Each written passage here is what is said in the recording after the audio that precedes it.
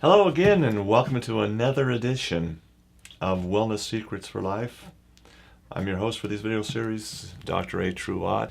Vanadium is, again, like its partner mineral chromium, is a micronutrient, meaning simply the body that doesn't need a lot of it. It's in terms of micrograms, not milligrams.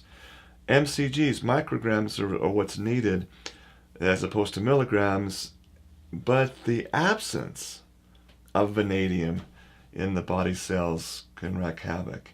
And so that we need to understand that even though it's a micronutrient, the importance of it cannot be overemphasized. Now, again, like we've talked about in other videos, there's a plethora of good information now on websites that are just basically giving sanction to what I've been saying in my book, Wellness Secrets for Life, first published now, golly, over 20 years ago. It's actually pushing now, it's first published, the first drafts of that in the mid-90s, believe it or not. How time flies. So 20 years of research and of explaining the importance of minerals in countless seminars and public gatherings across the country. The vindication is wonderful to see more and more universities, more and more mainstream practitioners jumping on board with what we've been saying. We just invite you, the listener, to do the same thing, to understand the importance not even so much of treating disease states. Our emphasis here at Mother Earth Minerals is simply prevention of a disease state. If you have chromium and vanadium regularly supplemented in the correct way, the correct format, in the correct micronutrient dosages, the odds of developing a chronic disease state like diabetes is greatly reduced. That's where we're coming from. And folks, diabetes is becoming epidemic. Vanadium, you might wonder, where do they get the names from? The name of vanadium is kind of an interesting story, believe it or not. There is a Norse, the Viking goddess of beauty, called Vanadis, the Norse god of beauty. Why would you name a mineral, whoever, again, the Merck Index tells the history of vanadium, but then the naming of this element, when they've isolated it, say looking under a microscope, why would they name this mineral after the Norse god of beauty? Well, because simply, I've seen vanadium under the microscope, and it's a lot like the mineral iridium, iridescent.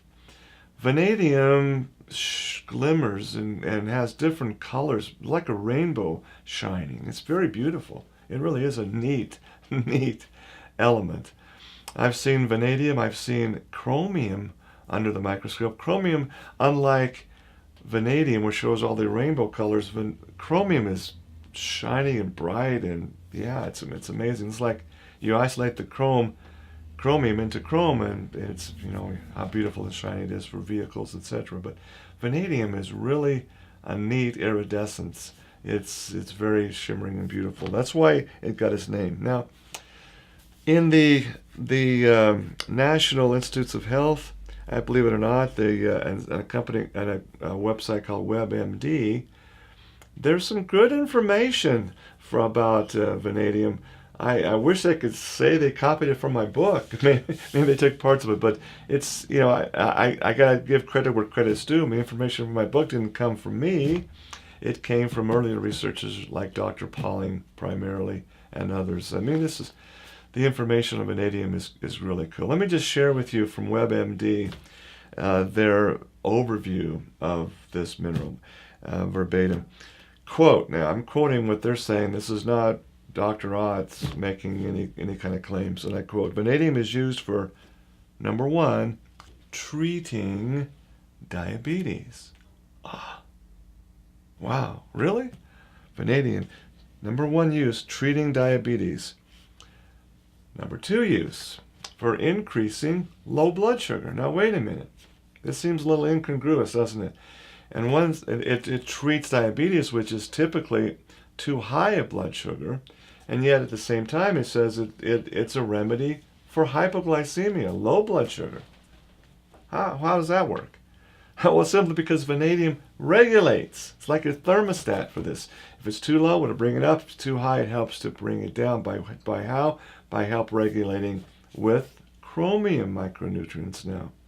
Chromium and vanadium will work in tandem to regulate the insulin levels, synthesizing. But there's more. Here's what WebMD says. Lowers cholesterol. Oh. Regulates cholesterol. My goodness, wonderful thing.